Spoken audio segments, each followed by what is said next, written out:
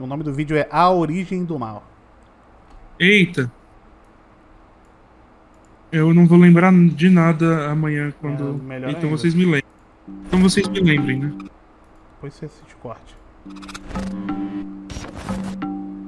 Hoje eu vou contar a minha história de origem. Mas esse cara é bom. Relaxa. Tá. Esse é o Capitão América. Esse é o Hitler. Esse é o Capitão América socando o Hitler, num gesto de triunfo simbólico do bem contra o mal. Essa imagem é da icônica capa do primeiro gibi do Capitão América, publicado em 1941 pela Timely Comics, que viria a se tornar a Marvel Comics alguns anos depois. É uma cena que está muito associada à propaganda de guerra. Aqui a gente tem um inimigo claro, um vilão, a face do mal, tomando um soco de um herói que veste a bandeira dos Estados Unidos. Herói, vilão, triunfo. Mas o contexto dessa capa é um pouquinho mais complicado que isso. Em março de 41, quando esse gibi foi publicado, os Estados Unidos ainda não tinham entrado oficialmente na Segunda Guerra Mundial. Isso só aconteceu depois do ataque a Ben Affleck em dezembro desse mesmo ano, 9 meses depois. Nessa época aqui, a opinião pública dos Estados Unidos sobre a guerra ainda estava meio... Ai, gente, uma guerra agora? Mundial ainda? Logo hoje, que tem live da Pablo? Quando Joey Simon e Jack Kirby criaram essa capa, o objetivo deles era se posicionar contra a política isolacionista dos Estados Unidos naquele momento específico da história. Esse foi só mais um de uma grande leva de gibis que tentavam alertar a população sobre a guerra e pressionar os Estados Unidos a tomar um partido no conflito. Faz alguma coisa, filho da p... A mensagem de vários desses gibis era bem clara. Isso é o problema. Isso é o que tá errado. Isso é o mal. Nós, o país, precisamos nos posicionar contra o mal. Nós precisamos socar o mal. Mas como a gente saiu disso aqui pra isso aqui? Eita. De onde vem o conflito do bem contra o mal? E como foi que tudo ficou mais complicado? Essa risada é muito forte.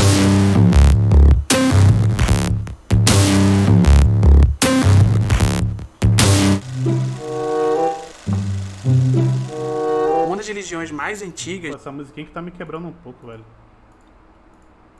que ainda é praticada hoje é o zoroastrismo, fundado pela drag queen austríaca Conchita Wurst. Mentira, esse aqui é o Zaratustra. Um dos principais aspectos do zoroastrismo é a ideia de um deus único, uma ideia que influenciou as 3 principais turnês da história da religião: judaísmo, cristianismo e islamismo. Vem do zoroastrismo também o conceito de juízo final, anjos e demônios, e a ideia de uma batalha cósmica entre as forças do bem, Porra, nenhuma religião vai concordar contigo, mas beleza, vai embora. representadas por Ahura Mazda, deus único, e as forças do mal, representadas Bom dia. Bom dia. Basicamente ele tá falando da cosmogonia originária do dualismo, né? Das religiões duais. Tipo, meio que surgiram lá ao mesmo tempo, né? Não dá pra dizer que foi diretamente tirado do zoroastrismo, né? Até porque o cristianismo primeiro não, o judaísmo primeiro, ele tinha elementos de dualismo. O judaísmo moderno não tem, né? Não é dualista, né?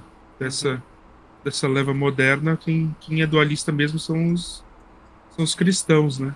Sim. Mas ainda assim, dualismo existe.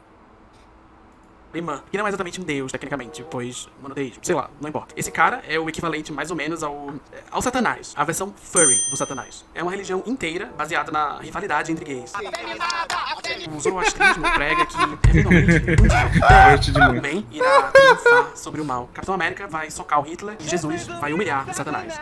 É fácil entender a relação entre essas coisas e como essas ideias se impregnaram na nossa cultura até hoje. A gente não só tem os super-heróis corroborando Afeminado desse caralho, me pegou muito isso. esses valores, Esse bate é muito bom. como quase tudo na nossa Sim. cultura gira em torno de uma batalha imaginária do bem contra o mal. Combatendo o crime e as forças do mal. Deus e o diabo, Ruth e Raquel. É fácil traçar uma linha que vem do zoroastrismo, passa pelo cristianismo e chega até Flora e Donatella. Mas na verdade é um pouquinho mais complicado que isso, porque nós vivemos numa sociedade. Se você pega só o cristianismo, por exemplo, tem muito mais que Deus e o diabo na tradição cristã. Tem todo o conceito da Santíssima Trindade, que eu nunca entendi muito bem o que era. Tem um pai, tem um filho e tem uma pomba. Eu entenderia melhor se fosse um papagaio. E tem também uma outra dualidade bem importante, em especial pros católicos, que é a dicotomia entre a carne e o espírito. Olha, eu vou enfiar o dedo aqui, viu? Que tem mais a ver com homossexuais da Grécia Antiga do que com o Guilherme Boulos. É tudo uma grande bagunça. E quando você leva em consideração o sincretismo religioso, invasões, conquistas, impérios, fica tudo mais bagunçado ainda. Mas o que eu quero dizer é que essa linha que vai do zoroastrismo até Capitão América socando Hitler, até existe, mas ela bifurca e se confunde com muitas outras linhas no processo. Porque nós vivemos numa sociedade. Em termos de storytelling, a ideia de que o conflito central de uma história se dá entre dois polos morais opostos é relativamente recente. Histórias tipo a Ilíada ou Hamlet não são sobre heróis contra vilões, bondade versus maldade ou gentileza versus homens brancos de meia idade de óculos escuros no Avatar. São histórias sobre um monte de gente doida brigando e morrendo. Os heróis gregos têm muito pouco a ver com a nossa concepção atual de herói. Eles não eram representantes da moral, da honra, da justiça. Eles eram só um bando de idiota que tentavam provar alguma coisa através da violência. Enfim, homens. E toda essa coisa de que o protagonista, o herói, o mocinho, representa uma série de valores bons pra sociedade e que o conflito dele com o vilão é sobre quem é moralmente superior, parece que tava aí desde a criação do mundo, mas não tava. Isso foi construído. Tudo é uma construção social. Se você olha direitinho pra várias histórias centradas em dualidade moral, dá pra perceber que quase sempre o vilão tá ali como uma espécie de bode expiatório. Isso é o problema. Isso é o que tá errado. Isso é o mal. Pensa, por exemplo, no Robin Hood. Ele é tido hoje por muitos estudiosos como um embrião do super-herói moderno, junto com personagens tipo Zorro e Capitão Nemo. Que cachorro estranho, né, gente? E a principal característica do Robin Hood, todo mundo meio que sabe, né? Ele roubava dos ricos para dar aos pobres. Bem, você está errado. A maioria das histórias do Robin Hood de antes do século XVIII mostrava o personagem vivendo na floresta com um bando de homens alegres. Nada contra. O elemento da justiça social só ficou associado ao personagem depois da versão do Joseph Ritson, que transformou o Robin Hood num comunista. Na tentativa de inspirar no povo inglês um movimento parecido com a Revolução Francesa. Robin Hood é um personagem bem político, cheio de lacração e ideologia de gênero. Pouco mais pra lá na Europa, quando os irmãos Grimm começaram a registrar os contos populares que deram origem a esse bando de cria, o objetivo deles era definir um código moral que reunisse os principais valores do povo germânico. Para eles, o que definia uma nação era a linguagem e uma série de valores, de princípios que um povo tem em comum. Então eles começaram a adicionar moral em narrativas que antes não tinham, e isso acabou virando moda na Europa. Histórias populares passaram a ser recontadas com uma perspectiva mais dualista. Voltando ao exemplo de Robin Hood, Robin Hood will soon be here. He robs from the rich and he gives to the poor. Yo-ho, we go skip and troll out through Sherwood Forest, helping the needy and the oppressed. You've been saying that through the whole picture. Well, where is he? O xerife de Nottingham foi transformado de um simples antagonista em alguém que simbolizava os abusos de poder contra o povo. Stop! You can't go in there. You're not allowed in there. This is the king's private garden. You're standing on royal ground. Toda a escala de conflito foi reorganizada como um conflito de valores. E esses valores estão fortemente associados a essa ideia meio recente de identidade nacional. Nessa lógica, o vilão representa tudo que é diferente, errado e estrangeiro. Essa não é a base pra toda e qualquer história que envolve um herói contra um vilão, mas tem uma sementinha aí. Com todas as desconstruções e revoluções de linguagem e storytelling, as nossas narrativas ainda são ancoradas nesse conflito de valores. Valores bons versus valores ruins. América versus Alemanha nazista. Morcego versus palhaço. No contexto de narrativas dualistas, maniqueístas, o vilão é quase sempre um bode expiatório em algum nível. Isso é o que tá errado na sociedade. Estrangeiros, escravos, mulheres, o inimigo, o outro. Isso é o problema. Isso é que tá errado. Isso é o mal. Mas tem outra coisa. Percebe que realmente eu gosto dos estrangeiros. Eu não sei, eu tô entendendo qual é o ponto. Qual é o ponto dele, né? O ponto dele é que a gente trata. Grande parte da moral se dá a moral local e a moral de fora, digamos assim. E ele fala que grande parte das narrativas elas caminham por esse sentido. Em dizer que o que a gente faz é certo e o que o outro faz é errado. E aí por isso que ele está citando a parte do estrangeiro. Não, acho que ele não é isso, mas acho que ele não chegou. Eu acho que ele não chegou nessa parte ainda. O que ele tá tentando falar, na verdade, que eu entendi até agora, mas assim, eu posso estar meio fora, porque, né, estou meio fora. É que, na realidade, ele tá criando um histórico do que é narrativa a partir da noção, a partir de noções específicas de Estado. Pulando muitos períodos históricos, propositalmente. Sim, pulando alguns períodos menos importantes, mas de certa forma ele tá fazendo eu acho que um bom apanhado. Uhum. E aí o que ele quer, o ponto que ele quer chegar é que você acaba essencialmente as narrativas elas têm a capacidade de como posso dizer, condensar elementos elementos simbólicos com os quais você acaba trabalhando de maneira macro. Então, por exemplo, você tem a figura do vilão, ele reúne nele tudo aquilo que é indesejável. Uhum. Tudo aquilo que é contrário a nós, né? Aí a gente já está falando da tal da Revolução Copernicana, né? A ideia da identificação pelo outro. Uhum. Então, o Daniel sabe mais disso do que eu, né? Enfim, a criação da ciência a partir do outro, né? Eu não sou o outro, eu sou eu. Existe isso a nível de sociedade, né? Para a gente criar esse elemento de identificação de grupo, a gente nega o que está fora, né? Uhum. E dá para você fazer isso na arte. Só que a arte, como ela trabalha com simbólico, e o simbólico ele é caricato, né? Justamente, ele acaba criando tipos ideais. O tipo ideal do que seria um vilão, sabe? O que seria um Big Daddy, sabe? Nos anos 80 era um cara com cicatriz e sotaque russo, né? Depois de um tempo. E todos esses Big Baddies, eles, na verdade, eles condensam ansiedades e temores da sociedade para a qual aquele texto está sendo produzido. Então, resumindo, é o que meio que é quase um ensinamento do que você quer dizer, o que é bom, o que é ruim, utilizando algum tipo de imagem, né? Para mostrar o que é bom também. É uma perspectiva moralizante, só que não é uma construção. Não é como se a pessoa quisesse moralizar os outros com a obra dela. Uhum. É a sociedade que está mostrando para esse escritor. Ele é a consequência, ele é o produto, né? Ele não é o que faz, o que cria a ideia, né? Exato, ele é o produto, ele não. Ele não tem agência. Ele meio que replica aquilo que ele considera real, né? Sim. Exato. Um exemplo interessante. Mas essas coisas podem ser ressignificadas. Eu água, senão vou morrer. Beleza. Mas essas coisas, elas têm você tem a possibilidade de ressignificar elas, sabe? Por exemplo, o caso do Lovecraft. Quando o Lovecraft fala algo como o maior medo da humanidade é o medo do desconhecido, sabe? O sentimento mais forte que a pessoa, que o ser humano tem é o medo. E o maior medo é o medo do desconhecido.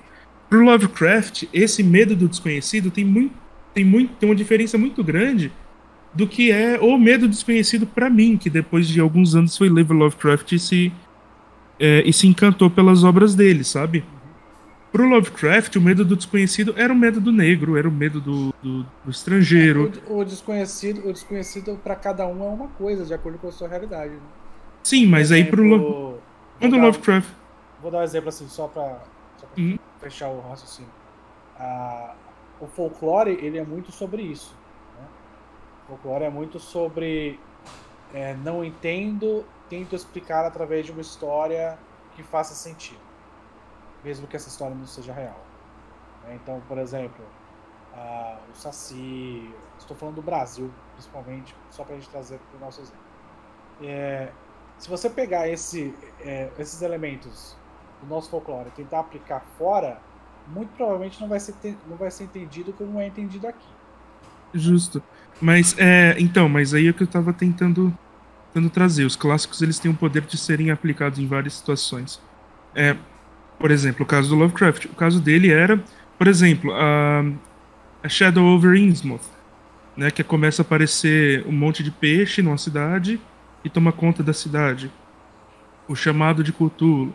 Todos os elementos, né, The Mountains of Madness. toda a literatura Lovecraftiana parece ser você, o escritor, né? Você acompanha alguém que é civilizado, né? Alguém civilizado, humano, sendo jogado num ambiente hostil, ao que você não está acostumado. Estar num ambiente, num mundo, né? Que não é o seu. Dá pra gente traçar esse paralelo com a própria vida do Howard Phillips, porque ele era um grande racistão, né? Ele acreditava que o mundo que ele vivia, ele era um mundo que não lhe agradava, porque existiam pessoas de todos os tipos e ele, sabe, para ele os monstros de Innsmouth eram mexicanos, sabe? Para ele os monstros de Innsmouth eram pessoas menos civilizadas que acabavam passando por ele, que faziam com que ele não conseguisse sair de casa. Para mim, no meu caso, né? Quando eu vou ler uma história dessa, eu também me identifico, porque eu também me sinto como alguém que foi jogado num ambiente hostil, né? Mas aí os seus elementos vão ser outros, né? Por causa da sua realidade. No meu caso vai ser tipo você tem depressão, algo em comum, o autismo. Você vai ter algo em comum no sentido de símbolo, né? O símbolo você consegue, independente de cultura, você consegue associar, porque o significado quem dá é você, né?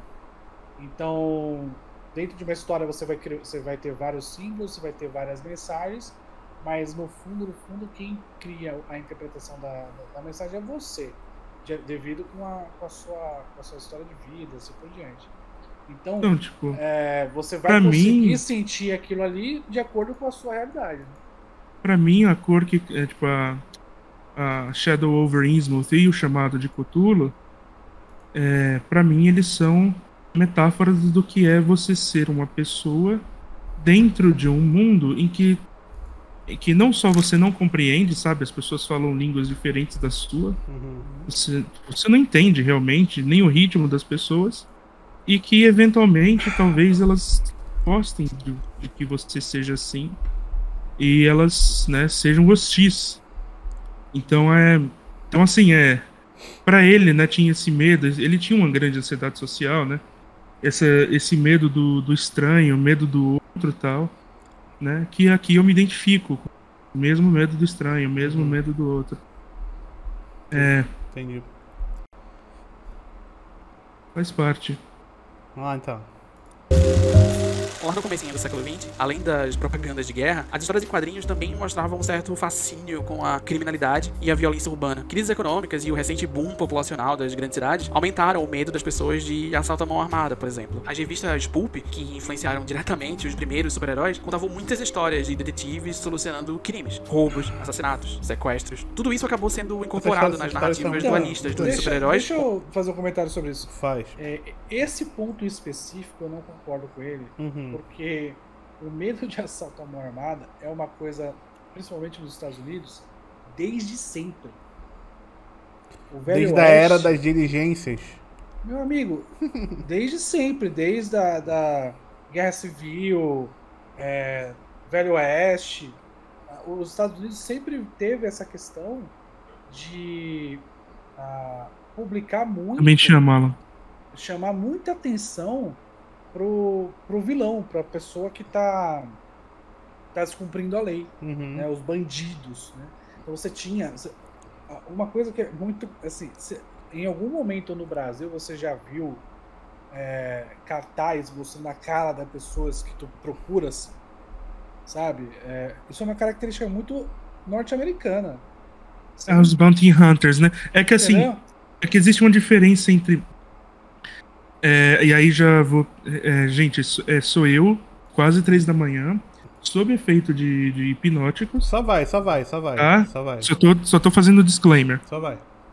Né, tentando pegar um conceito criminológico.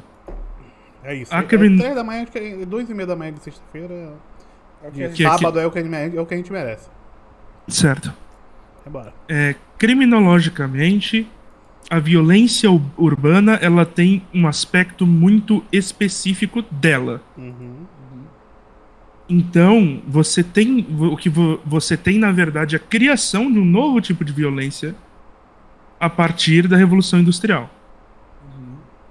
Né? Uma nova categoria de violência. Então, assim, ela não está necessariamente ligada com a violência do Velho Oeste ou aquelas coisas.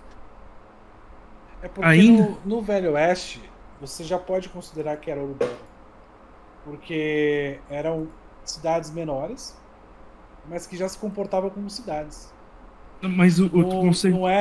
não é, por exemplo, o cara que está saindo do interior da França para ir trabalhar na fábrica. Você entende? A realidade dos Estados Unidos, nesse ponto específico, ela é um pouco diferente. No Brasil também, lembra um pouco mais do que aconteceu. Mas eu acho que ele está falando mais de representação mesmo. A ideia que a ideia de violência urbana ela é um pouco posterior. E assim, criminologicamente faz sentido, porque você tem um tipo de violência que acontece e você tem a partir daí a criação de um novo tipo de análise, que é a análise de medo. Sabe? As pessoas sentem medo. Como você analisa o medo das pessoas? Vamos lá. Sensação de insegurança, sabe? Por que novamente eu vou discordar? Porque é o seguinte, nos Estados Unidos tiveram algumas coisas que não aconteceram nos outros países. Vamos lá. Assaltos a trens, certo? Você ia viajar, você já ia viajar com medo de assalto. Isso é uma coisa que não acontecia nos outros lugares. Nos outros lugares você não tinha isso. Não tinha isso no nível que tinha no nosso querido Estados Unidos. Nos Estados Unidos ele teve essa questão de não vou dizer vilarejos, mas cidades muito menores. A diferença o que ele falou aqui, por exemplo, as pessoas começaram a ter medo de assalto, de violência urbana. A violência urbana nos Estados Unidos ela começou muito mais cedo. Justamente por causa disso, por causa da grande facilidade que as pessoas começaram a se locomover dentro do país devido a essa questão dos trens, basicamente, né? E também porque os Estados Unidos sempre teve essa característica de pequenos vilarejos, de pequenas cidades com um xerife, e esse xerife cuida da criminalidade local e ele representa a lei. Isso não é uma característica de outros locais, entendeu? Não, mas então... ainda assim é uma característica de outros locais também, sabe? Acontece, isso está mais ligado ao tipo de violência rural, né, que a gente chama, né, de uma autocomposição, né, que são as comunidades elas tentando entrar. O que a gente chama de crime urbano hoje em dia, ele necessariamente tem a ver com o fenômeno da cidade industrial, sabe? E ele muda muitas coisas. Ele muda a sensação de... Ele muda o ethos geral relacionado ao crime. Porque a partir daí você tem não mais milícias pulverizadas. O que você tem né, o poder miliciar nos Estados Unidos ainda existe até hoje, né, que é a ideia do wanted. Mas você não tem essas milícias pulverizadas, você tem uma centralização do poder no Estado. E esse Estado, ele é um Estado de polícia. Então, assim,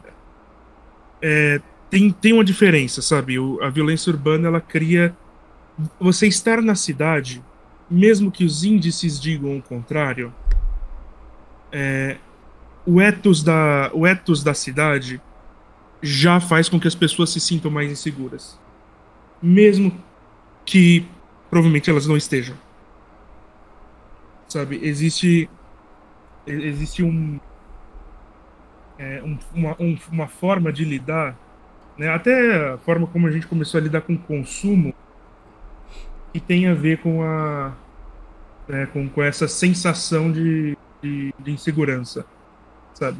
Você não tem tanta sensação de insegurança quando a gente não lida com consumo em larga escala, sabe? Você vai roubar o quê do seu vizinho? Você vai roubar a galinha dele, né?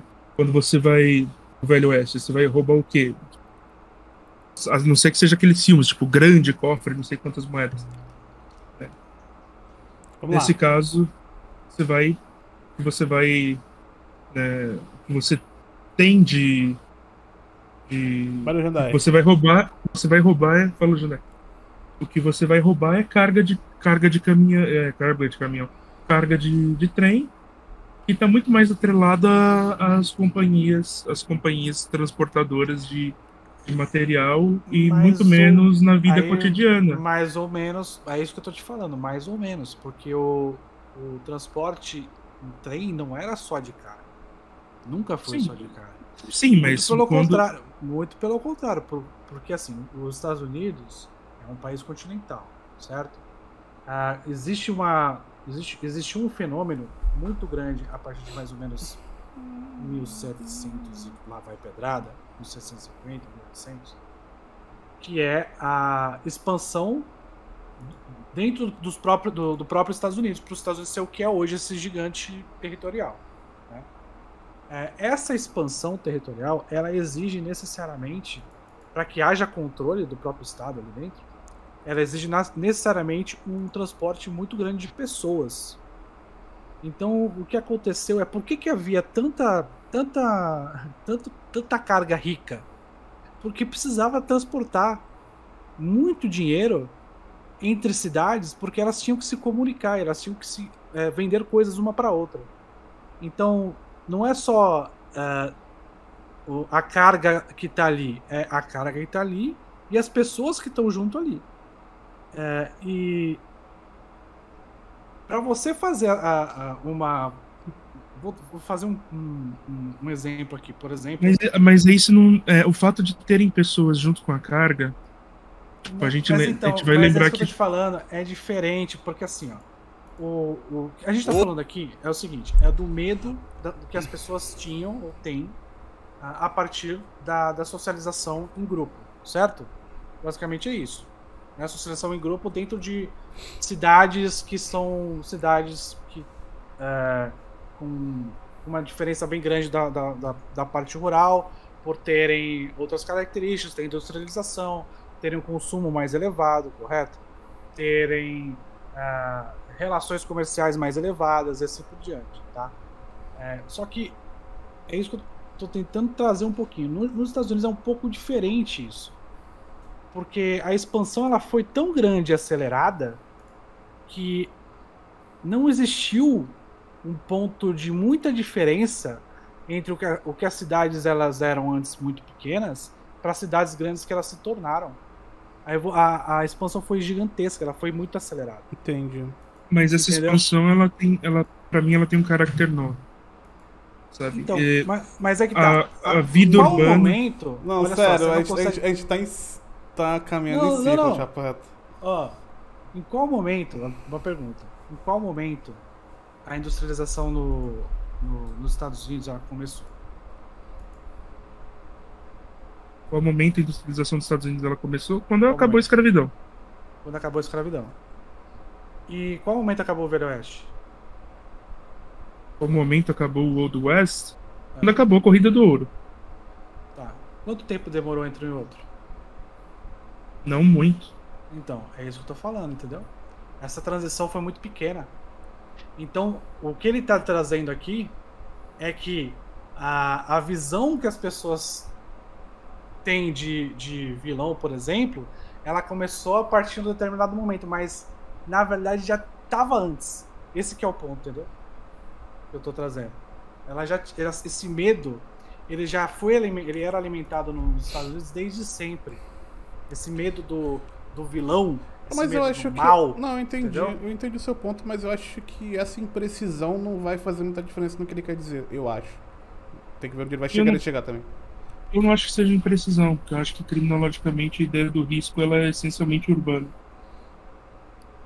Enfim, sendo impreciso ou não impreciso, enfim, eu acho que não vai. Segue o jogo. contra os vilões. O crime e a violência urbana foram reinterpretados nessas narrativas como sinônimos de perversidade. Isso é o problema. Isso é que tá errado. Isso é o mal. E a gente gosta de pensar que essa dualidade já foi superada, né? A gente é muito evoluída. Os vilões hoje são complexos, sofisticados, cheios de nuance. Eles não são simplesmente perversos. Eles têm motivos plausíveis pra agir do jeito que eles agem. The hardest choices.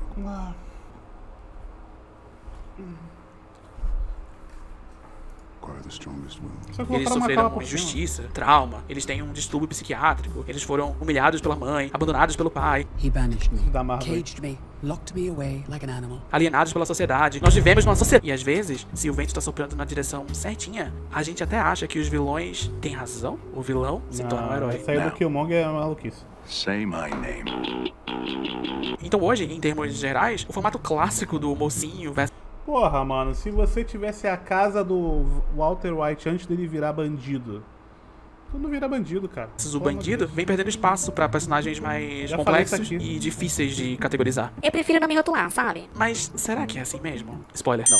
Em vez de vilões que representam inimigos claros, tipo literalmente Hitler, a gente agora tem vilões angustiados, que demandam um novo inimigo mais abstrato pra justificar a própria maldade. Em filmes tipo Malévola ou Coringa, o inimigo, o outro, o bode expiatório da trama, não é o vilão, e sim a estrutura que tornou esse vilão possível. A Malévola não é simplesmente má, ela se torna má por causa de um estupro mágico e um esquema político de sucessão de poder. Ai, sei lá. E o Coringa do Joaquin Phoenix se torna um sociopata por causa da sociedade, mais ou menos. E esse novo paradigma não é necessariamente ruim. Ele permite novas narrativas interessantes e poderosas, como em Pantera Negra, onde sim, a gente tem um vilão claro na figura do Killmonger, mas o problema, o errado, usar o Coringa com a base complica muito o mal, não é bem ele, e sim o colonialismo e a escravidão. O ponto dele é que basicamente é o seguinte, a gente mudou um pouco o nosso padrão de vilão pra meio que fazer ele um pouquinho mais complexo e ele ter um background. Onde justifica essa posição dele como vilão. Eu acho que é mais do que isso.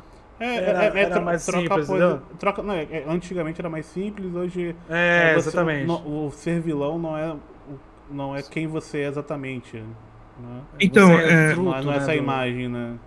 Então, aí o que se antagoniza é o que acontece, né? Você tem duas pecinhas dentro do tabuleiro. Você tem o mocinho e você tem o vilão. O vilão não necessariamente é o vilão. O vilão, ele pode... O que a gente chamaria de vilão, né? Que é aquilo que precisa ser exterminado, né? Tipo, o que precisa ser exterminado, nesse caso, é a cadeia de circunstâncias que levaram o vilão a ser o vilão. Então a gente acaba tendo uma análise sistemática. Hoje em dia, a gente tende a ter uma análise mais sistemática. Eu acho que isso também é um não vou dizer um sintoma, vai. Isso é um sintoma moderno, eu acho. Entendeu? É uma consequência. Isso é uma tendência, um sintoma moderno, mas aí ele tem armadilhas. Ele tem. Você pode cair na armadilha de que achar que existe complexidade, quando na verdade só existe complexidade, né? E essa transposição de uma crítica sistemática, quando na verdade o que você tem na verdade mais uma caricatura, ou um bode expiatório, né, que é jogar para tentar absolver o sistema. Você coloca todas as características ruins do sistema no vilão, e assim que o vilão é exterminado, pronto, a sociedade se resolveu. Harry Potter faz isso, né? Tipo, todo mundo esquece que o mundo da magia é antissemita, escravocrata e essa porra toda. Que o sistema ele é falho, tipo, e ele é notadamente falho.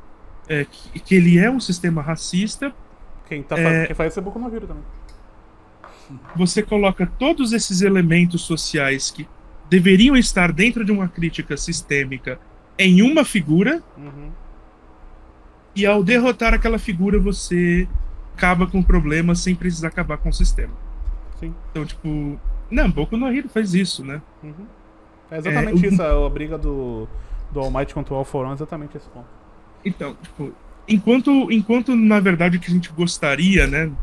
Aí entra muito mais preferências voltadas a ideias de que o conflito entre o vilão e o mocinho gere uma crítica sistêmica para entender como eles chegaram naquele momento, o que fez com que eles se antagonizassem, o que eleva uma posição de herói e outra posição de vilão, que é o que algumas histórias tentam fazer, né? A do Pantera Negra, eu acho que faz muito bem, sabe? Uhum. Então, aí o ponto que ele tá trazendo no vídeo é que antes não tinha essa visão sistêmica, tanto para colocar todo esse problema numa pessoa só, né? Quanto para mostrar que essa pessoa é resultado do sistema e, portanto, o problema não é a pessoa, é o sistema, sabe? Mas aí é que tá. Mas sabe, é um produto da sua época, sabe? Não tem. Sabe o que você acabou de descrever, Daniel? Essa coisa, tipo, da coisa como um produto de um elemento sistêmico da sua época e tal. Materialismo histórico dialético. Você descreveu o que é materialismo. Então, é aí que tá. Então, o que ele tá fazendo, o que ele tá falando, meio que conversa com que grande parte da galera reclama, né? Que o quadrinho é tudo comunista. Que é o seguinte, né? Você tem essa mudança, porque depois da Segunda Guerra, o primeiro como é que você vai fazer quadrinho se o Hitler não é vilão, né? Você tinha que fazer, né, cara? Não tinha como não fazer. O fato é esse, porque era o que tava falando na época. Todo mundo queria matar o Hitler e botar o Hitler como vilão, porra. Entendeu? Isso é o básico. No momento que veio a questão do comunismo, veio junto tantas pessoas apontando pro lado do capitalismo, né? Quanto as pessoas, assim como aconteceu no Brasil também, fazer aquela famosa crítica velada, onde você... Então, por exemplo, no Brasil a gente viu muito músico fazendo isso, né? Você fazia a música com um subtexto muito forte que era para falar uma coisa que não podia ser dita. Apesar de você, amanhã de ser outro dia. Entendeu? Então, tipo, o Brasil, isso ficou mais claro. Lá nos Estados Unidos, quando teve a questão da Guerra Fria, já também teve essa questão das próprias histórias. As próprias histórias começaram a colocar questões mais voltadas para sistema, porque era o que estava sendo discutido na época, né? Mas aí eu vou colocar outro elemento histórico nesse bojo, Daniel. Aí você tem o final dos anos 90, o Fukuyama declara o fim da história, né? Ele declara o fim da história porque o capitalismo venceu, então daqui pra frente Estados Unidos como potência hegemônica e controladora de tudo. Só que aí acontece o 11 de setembro. Land of the Free, Home of the Brave perde toda aquela sua pujança, né? E as pessoas começam a sentir medo de serem atacados em seu próprio território e começam a questionar, né, o imperialismo americano, tipo, em vários sentidos. Claro que esse imperialismo já estava sendo questionado, né? Por exemplo, no caso do Vietnã, né, as incursões do Vietnã e tal, mas ganhamos a Guerra Fria. Mas ainda assim, é exatamente isso. Exatamente. Então, tipo, o que aconteceu? Depois da Segunda Guerra, a Segunda Guerra tinha um vilão muito específico e característico, né?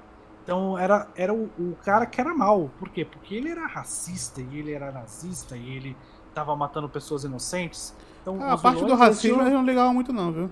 É verdade. Mas então, o ponto é que era uma coisa muito clara, todo mundo via, né? Quando saiu esse vilão, qual vilão vai ser o vilão da vez, né? Porque uma das coisas que a gente mais vê é essa questão do... Tem muito anime bom que fala isso, inclusive. O ser humano sempre precisa de um vilão, porque senão não é o ser humano, né?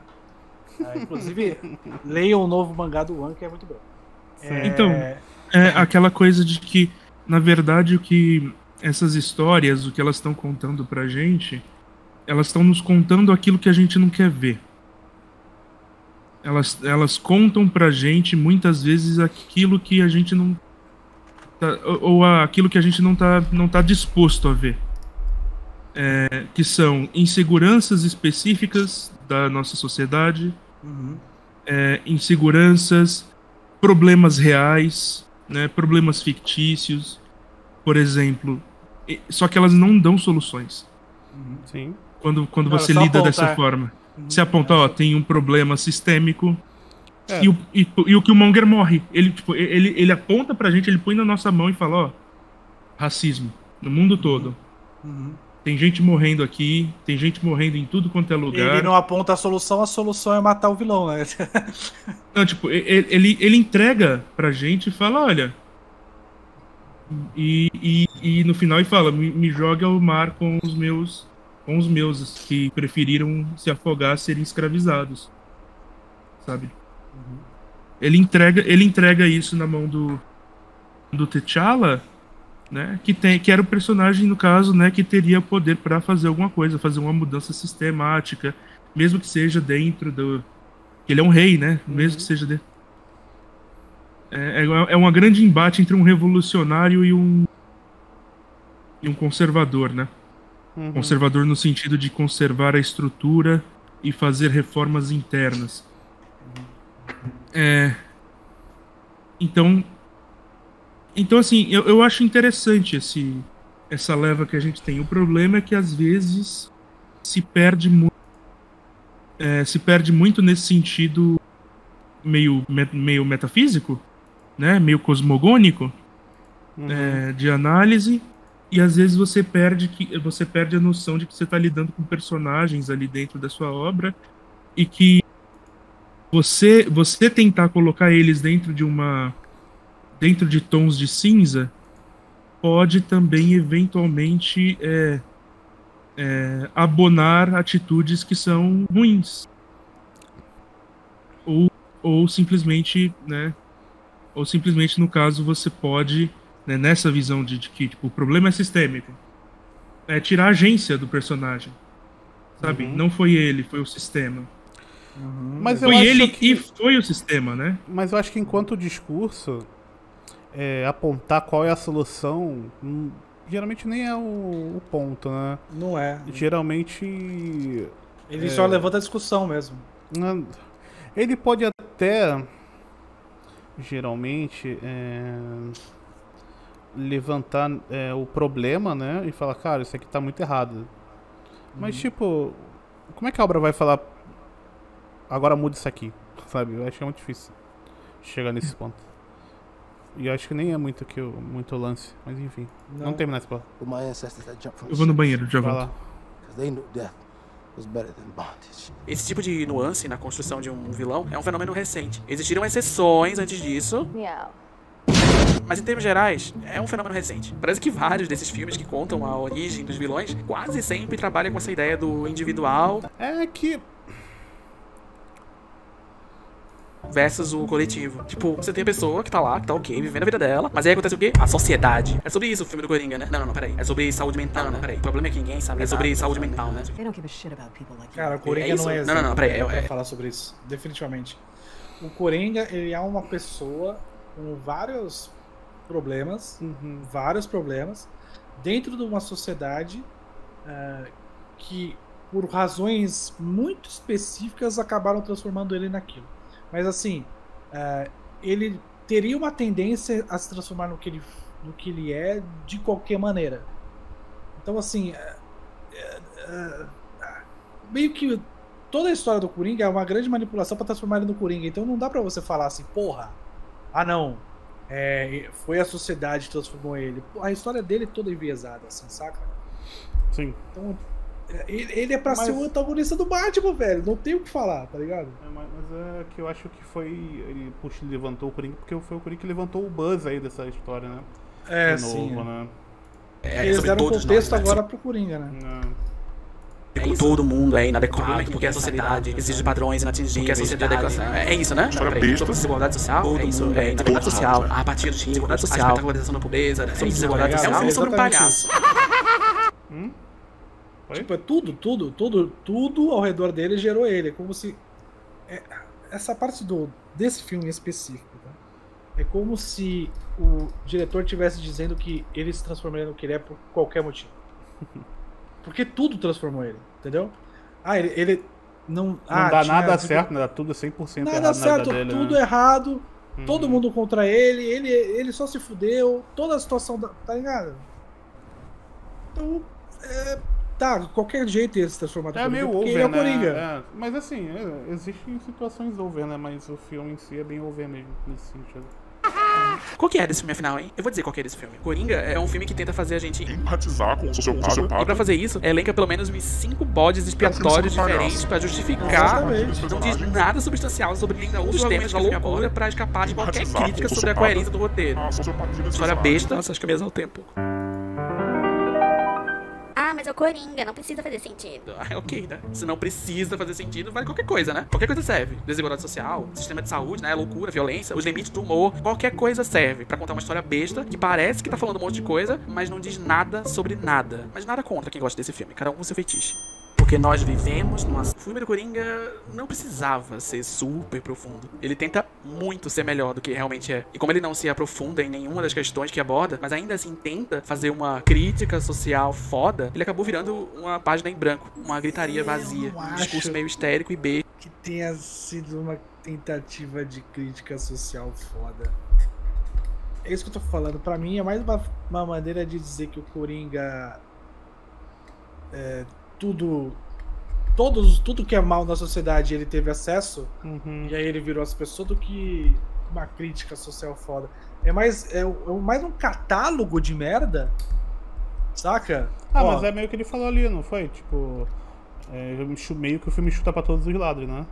Entendeu? É um catálogo de merda. Ele não quis fazer uma crítica social foda. É só um catálogo de merda, entendeu?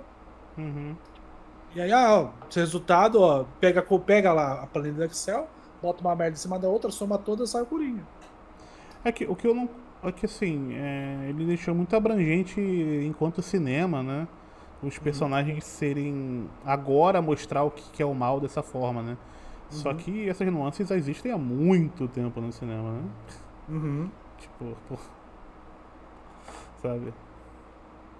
Meio que... Não é discussão de agora, sabe? Talvez nos quadrinhos, sei lá, americanos, sei lá. Mas falar que isso é de agora é meio complicado.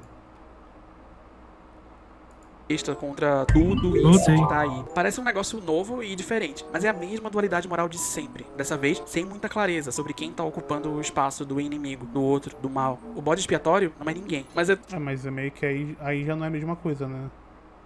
Se não é tão claro, não é a mesma coisa do que era antes, né? Coringa não precisava ser super profundo. Ele tenta muito ser melhor do que realmente é. E como ele não se aprofunda em nenhuma das questões que aborda, mas ainda assim tenta fazer uma crítica social foda, ele acabou virando uma página em branco, uma gritaria vazia, um discurso meio histérico e besta contra tudo isso que tá aí. Parece um... Não, mas parece até que é uma crítica...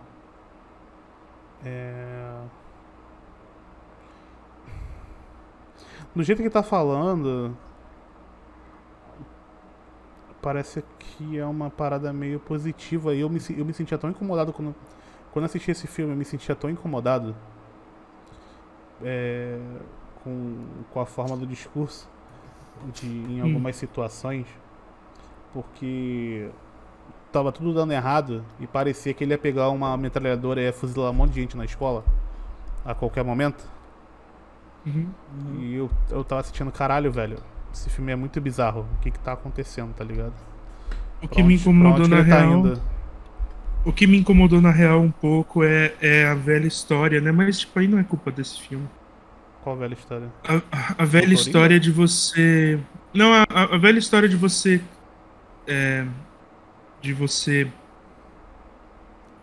Perdão.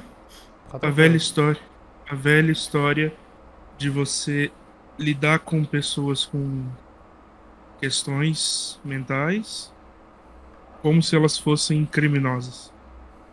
Necessariamente. Eu acho que é uma interpretação, mas acho que esse filme é muito cínico, tá ligado? Ele e eu gosto bastante desse filme. Sabe, mas... eu odeio esse filme, velho. Eu tenho um ranço desse filme, não tem noção, velho. Eu gosto bastante dele. Eu acho ele interessante. Agora, o meu problema é quando você tem uma cena, por exemplo, que é a cena de virada, a cena de você não tem mais seus medicamentos. E a partir do momento que ele não tem mais os medicamentos, ele começa... Sabe, é como se aquilo, como o problema fosse a falta de medicamentos. Sabe? E aí eu me sinto um pouco mal, porque... Como se você fosse um monstro, né? Tipo... É... Você só se encaixa enquanto você tá medicado, né? Se você não tá medicado, você não serve, né? Eu não entendo. Assim, não é o único filme que faz isso, né? Sim. Discursos. O próprio discurso da ideia de que, tipo, os atiradores de escola são pessoas com questões mentais, eu não acredito que sejam. Sabe, eu acredito que sejam pessoas com questões essencialmente sociais. Influências, né? Mais do que qualquer tipo de distúrbio, né? Então, mas aí no final das contas minha opinião não importa. Sim. Porque... tipo, o fenômeno que aconteceu agora recentemente, por mais que a pessoa acredite num lado ou no outro, que, enfim, né? Essa questão do pessoal ficou lá no... O bagulho do Bolsonaro, que o pessoal ficava acampado lá na chuva, no caralho. Pô, mano. Você pode... Se você pegar por esse lado, você vai dizer que essa galera tem distúrbio, velho. Porque elas estavam tão descoladas da realidade e estavam fazendo umas coisas bastante questionáveis enquanto estavam lá, que você fala, porra, então todo mundo aqui é maluco, tipo... Né? Usando maluco de maneira bem pejorativa mesmo.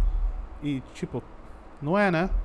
E aí, muita gente que se diz que não é capacitista e tal, de esquerda, ficava chamando os caras como fazendo exatamente isso, né? Chamando a galera com termos capacitistas, tá ligado?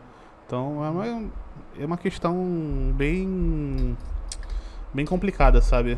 Essa parada que aconteceu, e eu não tinha parado pra pensar por esse lado no filme. O filme mesmo tem aquela questão do rapaz anão lá, que é alívio cômico, né?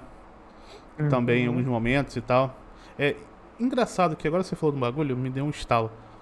Hoje em dia, o lance da pessoa anã ainda é muito forte, né? Como piada, né? Tipo, e é uma piada muito aberta, tipo assim...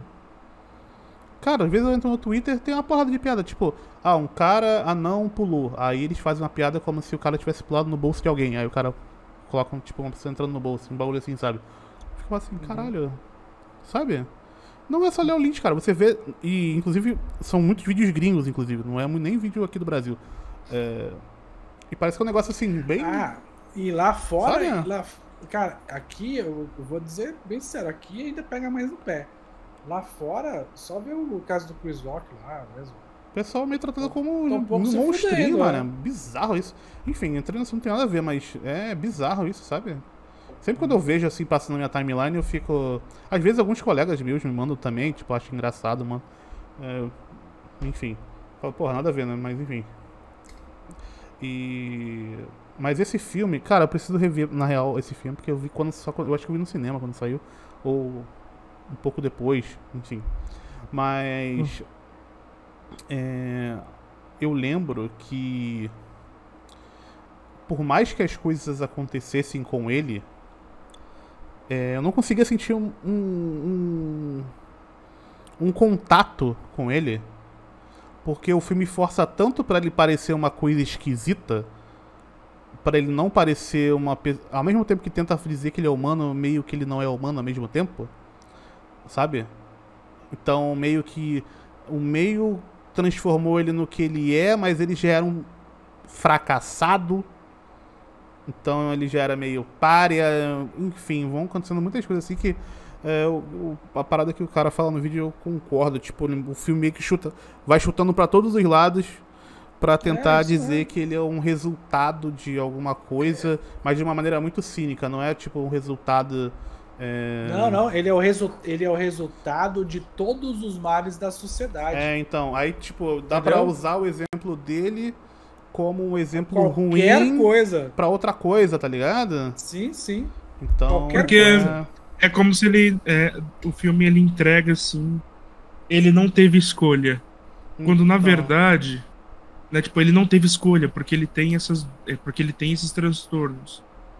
E, gente, tipo... Sabe, a gente não pode remover... A gente entende a função do elemento social nessas situações, mas a gente não pode remover a ação do sujeito, sabe? As pessoas fazem coisas porque elas querem fazer. Muitas vezes. É quando você Cara, tava essa aqui, discussão é uma eu discussão tinha- que sempre dá merda. Porque, a gente trazendo para o nosso contexto, né? Sempre quando tem algum assunto em relação a pessoas que entram na criminalidade, as pessoas não conseguem compreender que a pessoa entrando pra criminalidade foi a decisão dela. Mas existe um contexto social que faz com que ela tenha a possibilidade de entrar. E é tipo. que Parece que é facilita o contato muito. dela com isso. E parece que é muito difícil conseguir compreender isso, sabe? Não, Parece é que tipo, muito difícil. assim, é que é muito difícil de compreender. O nosso senso comum sobre criminalística, criminologia, ele é ruim. E assim, ele não é pouco ruim, ele é ruim pra caralho. Uhum. Sabe, toda a ideia, por exemplo, vocês acreditam que toda a ideia de que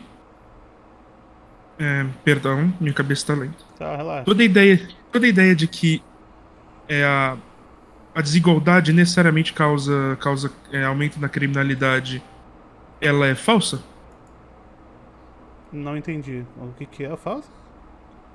A ideia de que necessariamente a desigualdade causa criminalidade. Ah, entendi. Tá. É falsa essa ideia. Sabe? A gente tem pesquisa demonstrando que existem pesquisas demonstrando que não necessariamente, sabe? O que causa a criminalidade é o pessoal rico colocando uma arma na mão do pobre, né? Então, pode ser que sim, pode ser que não, sabe? Depende de cada situação. Às vezes, é que a gente tenta achar causas finais pro crime, quando na verdade, muitas vezes o crime não tem uma causa final. Porque um crime não é um objeto. A gente precisa entender quais são as causas finais que fazem com que pessoas cometam crimes. É o recorte de cada realidade, né? Não tem como você dizer que uma questão você não tem. Deixa eu tentar pensar de forma mais. Deixa eu tentar te ajudar. Por exemplo, aqui no Rio, quando vamos falar de criminalidade e jovens que entram na criminalidade, tem sempre uma questão monetária envolvida, né? Ou quando não é monetária, é uma questão de pertencer a algum tipo de grupo, né? Sim, existe. Não necessariamente eu ser parte do grupo quer dizer que essa pessoa não teve condições ou não teria condições de não entrando nesse grupo, ela ter uma vida legal, mas não pertencer àquele grupo talvez naquele momento pra ela era mais importante, então ela acabou tomando aquela decisão. Então tem essa questão, né?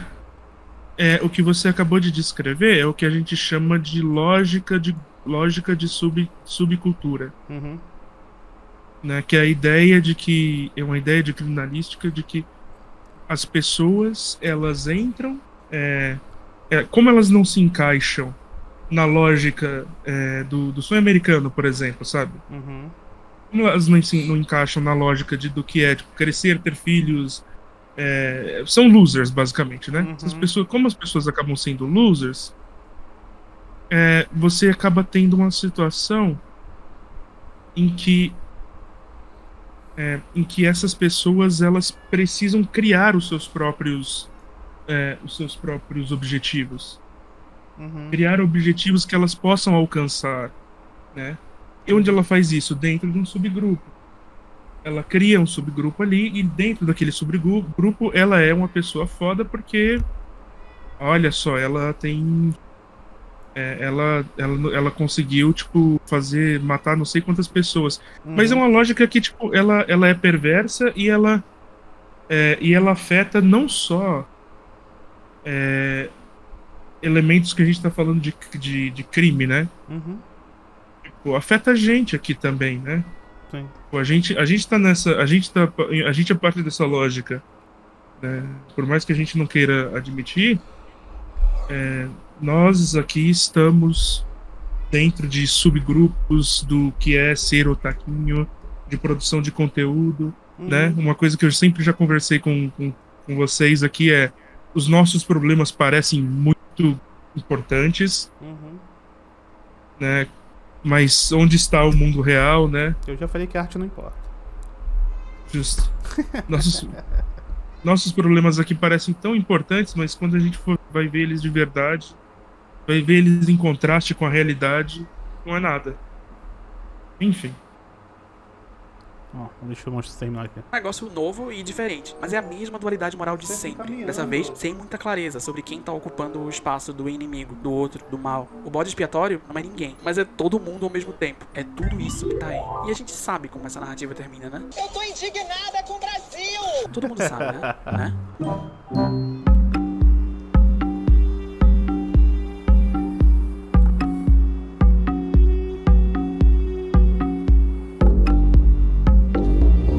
Não, eu entendi o ponto dele, que é pra... Eu quero chegar no ponto final ali, se você tira essa ideia de mal de alguma coisa e deixa muito, muito, muito aberto, nada é um mal, né? E aí as discussões começam a ficar meio vazias, né? De certa forma.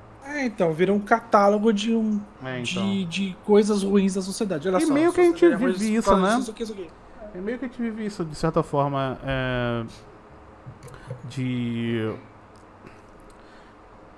as pessoas meio... Na internet é muito forte isso, né? As pessoas não se conhecem, então se acontece alguma coisa, se a pessoa comete alguma coisa que tá fora do catálogo que você comentou, ela cometeu o maior crime do mundo, tá ligado? Uhum. Então, porque fica essa patrulha, né? Forte entre as pessoas dentro da internet. Então, é bem bizarro isso. Ao mesmo tempo... E aí você não gera discussão nenhuma, você só... só massacre, né? Faz o checklist, é o checklist. Vira um tribunal. Isso aqui tá errado, opa, tá errado, opa. Você não discute aqui, só valida se é verdade ou não. Até porque a rede também ajuda muito o Twitter, né? O Twitter não é uma rede para discussões, né? É uma rede para você colocar uma frase curta. É quase uma grande rede de títulos de jornal, né? Que só chama atenção e aí outra pessoa responde embaixo, outra responde embaixo, ou retuita e vira um caos, né? É bem... Ela não favorece o diálogo, né? Ela favorece a discussão. É bem